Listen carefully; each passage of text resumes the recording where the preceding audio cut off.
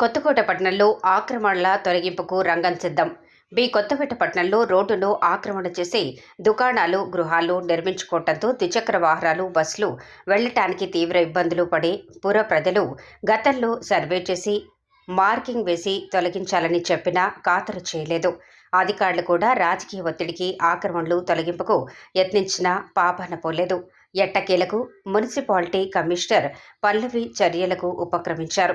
నేడు స్థానిక పోలీసులు inspector Raja Ramesh, municipality commissioner Pallavi సిబ్బంది పట్టణంలోని Rangasamudram road, PTM road, Bengaluru road, Madanapalli రోడ్డుల్లో పర్యటించి అక్రమదారులు స్వచ్ఛందంగా తొలగించారని, లేని పక్షంలో తామే జేసీబీతో తొలగిస్తామని హెచ్చరికలు చేసిన మున్సిపల్ కమిషనర్ పల్లవి ఇప్పుడైనా తొలగిస్తారో లేదో వేచి చూడాల్సిందేనని చర్చించుకుంటున్న పట్టణ ప్రజలు.